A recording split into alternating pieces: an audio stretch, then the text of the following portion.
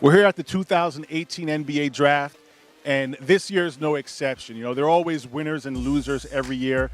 Benny Nadeau, Moke Hamilton here, basketballinsiders.com. And Benny, when you look back at the draft, you know, we can talk about some teams that had good showings and good picks and such. And obviously there's some teams and some players that walk away not really smelling like roses. When you look back at it, who are some of the teams or situations that you think, maybe didn't have their best night?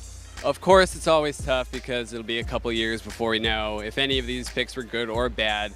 But a couple immediate reactions I had were starting with the Utah Jazz. Don't know how much I like the Grayson Allen fit right away. They already have a million guys who could be above average defenders on that team. A bit of a crowded backcourt with Exum and Mitchell and Rubio. I would have liked maybe Chandler Hutchinson there, get a little extra scoring in that front court, but we'll see on that front. It's funny when you talk about crowding. You know, I think about Mo Bamba going to the Orlando Magic, and Mo Bamba's a great player, and he will probably have a very fruitful career. But my concern for Bamba is just going to Orlando with an already crowded front court.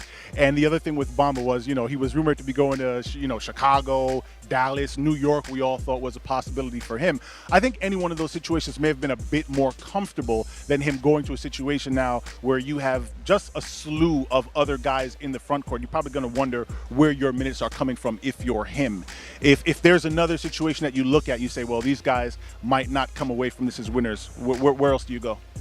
Going with the LA Clippers on this one. Again, it's tough to criticize them too much for ultimately getting their guy, but they did kind of get played a little bit by the Hornets, had to give up a couple second-round picks just to get their guy, Shea Gilgeous-Alexander. And then they maybe could have traded down if Robinson really was their guy, and then you kind of compound that by passing on Michael Porter, who is still out there. If you do love Gilgeous-Alexander, you can kind of take a home run swing on that second one. I would have really liked to see them take Porter there.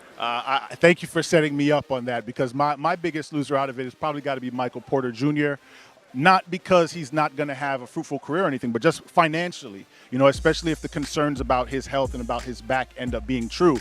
You know, being drafted at number 14 as opposed to being number 6 or number 7, that cost him about $3 million in guaranteed money from the beginning. And especially if those concerns are founded, that money may end up making a difference to him. In all of it, the biggest loser is probably my mock draft. You know, this past year we've had a lot of trouble predicting where guys were going to end up, more so than in years prior. But, you know, that's the way that the cookie crumbles. From the 2018 NBA Draft, Moke Hamilton, Benny Nadeau, basketballinsiders.com.